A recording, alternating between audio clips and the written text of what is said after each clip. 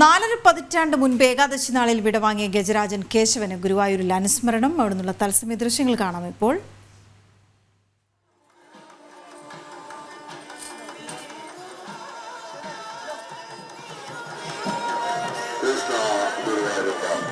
ഒന്നാണ് ഒരു ആനയ്ക്ക് അനുസ്മരണം നടത്തുന്ന ലോകത്തിലെ തന്നെ ഒരുപക്ഷെ ഏക ചടങ്ങ് ഇതായിരിക്കും. 1976 ഡിസംബർ 2 ഏകാദശി ദിനത്തിലായിരുന്നു കേശവൻ വിടവാങ്ങുന്നത്. ഗുരുവായൂർ കേശവനായിട്ടുള്ള അനുസ്മരണ ചടങ്ങുകൾ ആണ് ഗുരുവായൂരിൽ നടക്കുന്നത്. ഒരുപക്ഷെ വിവിധ ചടങ്ങുകൾ പോലെ വിവിധ ആചാരങ്ങൾ പോലെ വർഷാവർഷം കൃത്യമായി ഒരു ആനയ്ക്കായി ഒരു അനുസ്മരണം ക്ഷേത്ര പരിസരത്ത് നടക്കുന്നു എന്നുള്ളത് തന്നെ വളരെ വലിയൊരു അപൂർവതയാണ് അല്ലേ വീണ? ഗുരുവായൂർ കേശവൻ അനുസ്മരണം. പക്ഷേ അതുപോലെ തന്നെ ഒരു ആനയെക്കുറിച്ച് ആന സിനിമകളൊക്കെ ധാരാളം ഉണ്ടായിട്ടുണ്ടാവും. ലോകമെമ്പാടും ആനകളെക്കുറിച്ച് സിനിമകളൊക്കെ ഉണ്ടായി. പക്ഷെ ഒരു ആനയെക്കുറിച്ച് ഒരു സിനിമ ഇറങ്ങുക, അതൊരു വലിയ ഹിറ്റാവുക അല്ലേ? കണ്ണീരോടുകൂടി ജനങ്ങൾ അത് വീക്ഷിക്കുക, ഓർക്കുക. 1976 എന്ന് പറയുന്നത് ഇന്ന് അവിടെ ദർശനം നടത്തുന്നവരിൽ എത്ര പേർ അന്ന് ജനിച്ചിട്ടുണ്ടാവും എന്നുകൂടി ആലോചിക്കണം വീണ. ആനന്ദ് പുത്തൂർ ചേരുന്നുണ്ട്. ആനന്ദ്, ഗുരുവായൂർ കേശവന് മുന്നിൽ ഭക്തജനങ്ങളും ആനയും, പറഞ്ഞോളൂ, എന്തൊക്കെയാണ് ചടങ്ങുകൾ അവിടെ നടക്കുന്നത്? ഏകാദശിയിലെ പ്രധാനപ്പെട്ട ചടങ്ങുകളിലൊന്നാണ്. 4.5 പതിറ്റാണ്ട് മുൻപ് ഏകാദശി നാളിലാണ് ഗുരുവായൂർ കേശവൻ വിടവാങ്ങിയത്. ഈ കേശവന്റെ ഓർമ്മപൂക്കളുമായി ഇവിടെ ഇന്ദ്രസേനന്റെ കാണുന്ന ദൃശ്യങ്ങൾ തന്നെ പുഷ്പചക്രം അർപ്പിക്കുന്ന ഒരു ചടങ്ങാണ് ഇവിടെ ഇപ്പോൾ നടന്നുകൊണ്ടിരിക്കുന്നത്. രാവിലെ തന്നെ തിരുവങ്ങാട് ചലപതി ക്ഷേത്രത്തിൽ നിന്ന് ഗജപൂജയ്ക്കും ആനയൂട്ടിനും ശേഷം അനുസ്മരണ ഘോഷയാത്രയോട് കൂടിയായിരുന്നു ഇതിന്റെ ആരംഭം. കേശവന്റെ ഛായാചിത്രം കൊമ്പൻ ഇന്ദ്രസേനൻ വഹിച്ചുകൊണ്ട് 5 ആനകളുടെ അകമ്പടിയോട് കൂടിയാണ് ഇത്തവണ ഹൈക്കോടതിയുടെ നിയന്ത്രണങ്ങളോട് തന്നെ 5 ആനകളുടെ അകമ്പടിയോട് കൂടിയാണ് എത്തിച്ചത്. ഈ അനുസ്മരണ പഴമെടുക്കുന്നത് ദൃശ്യങ്ങളിൽ കൊമ്പൻ ഗുരുവായൂർ കേശവനെ അനുസ്മരിക്കുന്ന ചടങ്ങാണ് കണ്ടുകൊണ്ടിരിക്കുന്നത്. ഇന്ദ്രസേനന്റെ പുറത്ത് ഗുരുവായൂർ കേശവന്റെ ഛായാചിത്രം വെച്ചുകൊണ്ട് അനുസ്മരണം നടക്കുന്ന ചടങ്ങുകൾ തീർച്ചയായിട്ടും ഭക്തിതന്ത്രം തന്നെയാണ്. പക്ഷേ നേരത്തെ സൂചിപ്പിച്ച പോലെ തന്നെ ഒരു ആനയ്ക്ക് അനുസ്മരണം നടത്തുന്ന ലോകത്തിൽ തന്നെ ഏക ചടങ്ങായതുകൊണ്ട് തന്നെ ഈ കേശവന്റെ അനുസ്മരണം ഗുരുവായൂരിലെ പ്രധാനപ്പെട്ട ചടങ്ങുകളിൽ ഒന്ന് തന്നെയാണ്. ഈ കോവിഡ് സാഹചര്യത്തിലാണ് പിന്നീട് ഇത്തരത്തിൽ ഈ ആനകളുടെ എണ്ണം കുറച്ചുള്ള ഒരു രീതിയിലേക്ക് പോയിരുന്നെങ്കിൽ, പക്ഷെ ഇപ്പോൾ ഹൈക്കോടതിയുടെ ഉത്തരവ് പ്രകാരം നിശ്ചിത അകലം പാലിച്ചുകൊണ്ട് ദേവസ്വത്തിലെ 5 ആനകളാണ് ഈ ഘോഷയാത്രയിൽ പങ്കെടുക്കുന്നത്. ഈ ശ്രീവത്സത്തിന്റെ ഈ അഭിവന്തരത്തിലെ ഈ കേശവൻ പ്രതിമയ്ക്ക് മുന്നിലാണ് ഇപ്പോൾ സ്മരണാഞ്ജലി അർപ്പിക്കുന്നത്. ദേവസ്വം കൊമ്പൻ ഇന്ദ്രസേനൻ ഗജരാജൻ ഗുരുവായൂർ കേശവന്റെ ഛായാചിത്രം ശിരസിലേറ്റിക്കൊണ്ട് നടത്തുന്ന അനുസ്മരണമാണ് ഇപ്പോൾ നമ്മൾ കണ്ടുകൊണ്ടിരിക്കുന്നത്. മാത്രമല്ല കൊമ്പൻ ബൽറാം ശ്രീ ഗുരുവായൂരപ്പന്റെ ചിത്രവും കൊമ്പൻ വിഷ്ണു ഭഗവതിയുടെ ചിത്രവും ശിരസിലേറ്റിക്കൊണ്ട് അനുഗമിക്കുന്നത് പിന്നിലുണ്ട്. ശ്രീവത്സത്തിന് മുന്നിൽ ദേവസ്വത്തിന്റെ ആനകളായിട്ടുള്ള അക്ഷയകൃഷ്ണൻ, ഗോപികൃഷ്ണൻ, വിനായകൻ, പീതാംബരൻ, ദേവി എന്നിവരും എത്തി ഗുരുവായൂർ കേശവനെ ശ്രദ്ധാഞ്ജലി നേരും. എന്തായാലും തീർച്ചയായിട്ടും വളരെ ഭക്തിസാന്ദ്രമായിട്ടുള്ള ഒരു ചടങ്ങ് തന്നെയാണ്. കാണുന്ന എല്ലാ കാഴ്ചക്കാരെയും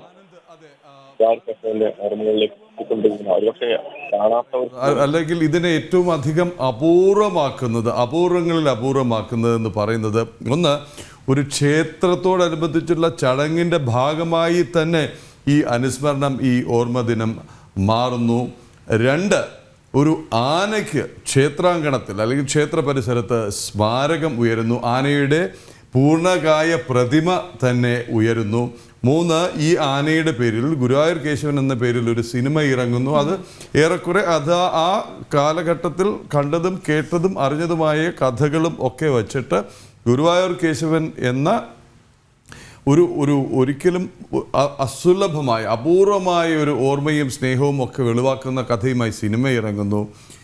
4.5 പതിറ്റാണ്ടായി ആ ആനയ്ക്ക് ഗുരുവായൂർ ഏകാദശി ദിനത്തോടനുബന്ധിച്ച് അനുസ്മരണ ചടങ്ങ് നടക്കുന്നു. അത് ക്ഷേത്ര ചടങ്ങുകളുടെ തന്നെ ഭാഗമായി മാറുന്നു. പ്രധാനപ്പെട്ട ചടങ്ങുകളിൽ ഒന്നായി തന്നെ മാറുകയാണ്. മറ്റൊന്ന്, ഏകാദശി ദിനത്തിൽ തന്നെ ഗുരുവായൂർ കേശവൻ വിടവാങ്ങി എന്ന് പറയുന്നതിൽ പോലും ഉണ്ട് അല്ലെ? ഭക്തജനങ്ങൾക്ക്, വിശ്വാസികൾക്ക് ഒരു വൈകാരികമായ ഒരു അടുപ്പം അല്ലെങ്കിൽ ഒരു ബന്ധം. ഇതിനൊക്കെ പുറമെ ആന തന്നെ വന്ന് തിടമ്പേറ്റി ആന തന്നെ വന്ന് ഗുരുവായൂർ കേശവന്റെ ആ തിടമ്പിൽ ഗുരുവായൂർ കേശവന്റെ ഫോട്ടോയാണ്. ഗുരുവായൂർ കേശവന്റെ തിടമ്പുമായി വന്ന് ഗുരുവായൂർ കേശവന് അവിടെ അഭിവാദ്യം, അതല്ലെങ്കിൽ ഗുരുവായൂർ കേശവന്റെ സ്മരണയ്ക്ക് മുന്നിൽ ഓർമ്മ പുതുക്കുന്നു, അനുസ്മരണ ചടങ്ങ് നടക്കുന്നു. എല്ലാവിധത്തിലും കെട്ടി അലങ്കരിച്ച പ്ലാറ്റ്ഫോമിലാണ്. ഭക്തജനങ്ങളുടെ വലിയ ഒഴുക്കും അവിടെയുണ്ട്. ഈ ദൃശ്യങ്ങളാണ് തത്സമയം പ്രേക്ഷകരിലേക്ക് എത്തിക്കൊണ്ടിരിക്കുന്നത്. ഗുരുവായൂർ കേശവൻ അനുസ്മരണമാണ് ഗുരുവായൂരിൽ നടന്നുകൊണ്ടിരിക്കുന്നത്. ആനന്ദ,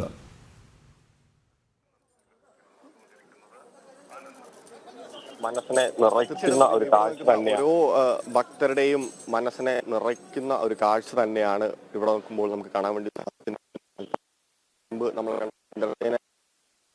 ഗുരുവായൂർ കേശവന്റെ ഛായാചിത്രം ശിരസിലേറ്റിക്കൊണ്ട് ഗുരുവായൂർ കേശവയ്ക്ക് മുൻപിൽ ഇന്ന് ശ്രദ്ധാഞ്ജലി അർപ്പിക്കുന്ന അവരുടെ മനോഹരമായിട്ടുള്ള ഒരു കാഴ്ച. ഒരുപക്ഷെ ഇത്തരം ആചാരങ്ങൾ കൊണ്ട് തന്നെയാണ് എല്ലാ ക്ഷേത്രങ്ങളും, അതുമായി ബന്ധപ്പെട്ടുകൊണ്ട് എല്ലാ ക്ഷേത്ര സങ്കേതങ്ങളും ഈ ഭാരതത്തിൽ വ്യത്യസ്തപ്പെട്ടു നിൽക്കുന്നത്. ഒരു ആനയ്ക്ക് ശ്രദ്ധാഞ്ജലി അർപ്പിക്കുന്നു എന്ന് പറയുമ്പോൾ തന്നെ തീർച്ചയായിട്ടും എങ്ങനെയാണ് ആ ഒരു വിശ്വാസി സമൂഹം ഇത്തരത്തിലുള്ള ചടങ്ങിലെ പ്രാധാന്യത്തോടു കൂടി കാണുന്നത് എന്ന് തന്നെ നമുക്ക് പറയേണ്ടി വരും. ഇത്തരം ആചാരങ്ങൾ തന്നെയാണ് ഒരു രാജ്യത്തിന്റെ, അല്ലെങ്കിൽ ഈ രാജ്യത്തിന്റെ പൈതൃകം ഉറങ്ങിക്കിടക്കുന്നത് ഇത്തരം ആചാരങ്ങൾ തന്നെയാണ്. വളരെ മനോഹരമായിട്ടുള്ള ഒരു കാഴ്ച. ഒരുപക്ഷെ ഇവിടെ നിൽക്കുന്ന ഏതൊരു മനുഷ്യനും ഒരുപക്ഷെ കണ്ണുകൾ നിറഞ്ഞു പോകും എന്ന് പറഞ്ഞാൽ തെറ്റില്ല. കാരണം ആ തലത്തിലേക്ക് തന്നെയാണ് ഇവിടെയുള്ള ഓരോരുത്തരും വൈകാരികമായിക്കൊണ്ട് ഈ ഒരു ചടങ്ങിനെ ഏറ്റെടുത്തിട്ടുള്ളത്. ഇത്തവണ ഹൈക്കോടതിയുടെ നിർദ്ദേശമുള്ളത് കൊണ്ട് തന്നെ 5 ഗജരാജന്മാർ മാത്രമാണ് ഈ ചടങ്ങിൽ പങ്കെടുത്തത്, അകലം പാലിച്ചുകൊണ്ട്. പക്ഷേ ഏതാണ്ട് 30-ലധികം ആനകൾ പൊതുവെ പങ്കെടുത്തിരുന്ന ഒരു ചടങ്ങാണ് ഇത്തവണ ഇത്തരത്തിലുള്ള കുറേണ്ടി വന്നത്. ഇപ്പോൾ നമ്മൾ കാണുന്നത് ദേവസ്വം ഭാരവാഹികൾ പുഷ്പചക്രം ഗുരുവായൂർ കേശവന്റെ പ്രതിമയ്ക്ക് മുൻപിൽ സമർപ്പിക്കുന്ന ഒരു ചടങ്ങാണ് ഇപ്പോൾ നമ്മൾ കാണുന്നത്.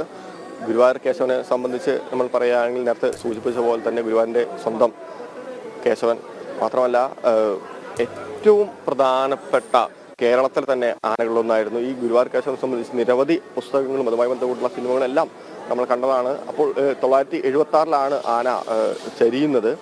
പക്ഷെ കാണാത്തവർക്ക് പോലും ഗുരുവായൂർ കേശവനെ പല രീതിയിൽ കാണാനുള്ള, അറിയാനുള്ള ഒരു സാഹചര്യം ഉണ്ടായിട്ടുണ്ട്. അപ്പോൾ ഏകാദശി ദിനത്തിൽ തന്നെയാണ് ഗുരുവായൂർ കേശവൻ ഈ ലോകത്തോട് വിടവാങ്ങുന്നത് എന്ന് പറയുന്നത് പോലും ഒരു പുണ്യമായി പല ഭക്തജനങ്ങളും കരുതുന്നുണ്ട്. എന്തായാലും നമ്മളിപ്പോൾ ദൃശ്യങ്ങൾ കാണുന്നത് ദേവസ്വം ആനയെ അനുസ്മരിക്കുന്നതാണ്.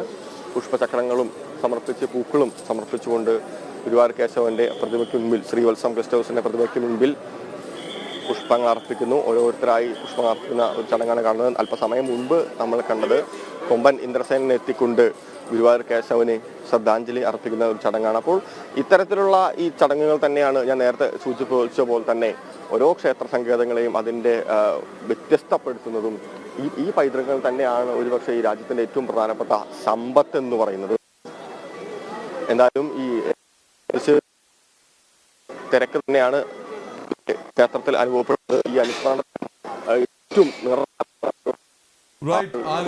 ലോകത്തെ തന്നെ അപൂർവങ്ങളിൽ അപൂർവമായ കാഴ്ചയാണ് ജനം ടി വിയിലൂടെ ഇപ്പോൾ പ്രേക്ഷകർ കണ്ടുകൊണ്ടിരിക്കുന്നത്. ഒരു ആനയ്ക്ക് അനുസ്മരണ ചടങ്ങ്, അതും ഒരു ക്ഷേത്രത്തിൻ്റെ സുപ്രധാന ചടങ്ങുകളിലൊന്നായി മാറുന്നു. ഗുരുവായൂർ ഏകാദശി തലേന്ന് ഗുരുവായൂർ ഏകാദശിക്ക് ചരിഞ്ഞ ഗുരുവായൂർ കേശവൻ എന്ന ഗജവീരന് അനുസ്മരണം ആണ് ഗുരുവായൂർ ക്ഷേത്ര പരിസരത്ത് നടക്കുന്നത്. ക്ഷേത്രത്തിൽ പരിസരത്ത് സ്ഥാപിച്ചിട്ടുള്ള ഗുരുവായൂർ കേശവൻ എൻ്റെ സ്മാരകത്തിൽ ഗുരുവായൂർ കേശവൻ്റെ പ്രതിമയ്ക്ക് മുന്നിൽ ഗുരുവായൂർ കേശവൻ്റെ തന്നെ ഛായാചിത്രമുള്ള തിടമ്പേറ്റി വന്ന ആനയുടെ നേതൃത്വത്തിലാണ് അനുസ്മരണം നടന്നത്. ഭക്തജനങ്ങളുടെ വലിയ പ്രവാഹം തന്നെ അവിടേക്ക് ഉണ്ട്. ഇപ്പോൾ ദേവസ്വം ഭാരവാഹികളും ദേവസ്വം ബോർഡ് ഭാരവാഹികളും ഔപചാരികമായ അല്ലെങ്കിൽ ഔദ്യോഗികമായ അനുസ്മരണ ചടങ്ങുകളുടെ ഭാഗമായി 76-ൽ ചെരിഞ്ഞ ഒരു ആനയ്ക്ക് ഇപ്പോഴും ഈ അനുസ്മരണ ചടങ്ങുകൾ സംഘടിപ്പിക്കുമ്പോഴാണ് ഈ മൃഗസംരക്ഷണത്തിൻ്റെ പേരിൽ, ഈ ആന എഴുന്നേൽപ്പുകളുടെ പേരിൽ ഇത്രയധികം മറ്റിടങ്ങളിൽ നിന്നുള്ള വലിയ ചർച്ചയാവുകയാണ്. ആനകൾ തമ്മിലുള്ള ക്ഷേത്രത്തിൽ എഴുന്നള്ളിച്ച് നിർത്തിയിരിക്കുന്ന ആനകൾ തമ്മിൽ എത്ര മീറ്റർ അകലം വേണം എന്നുള്ള മട്ടിലൊക്കെയുള്ള ചില കോടതി നിർദ്ദേശങ്ങൾ ഇന്ന് ചർച്ചയാവുകയാണ്. വിമർശനത്തിന് വിധേയമാവുകയാണ് ആ വിധി പോലും.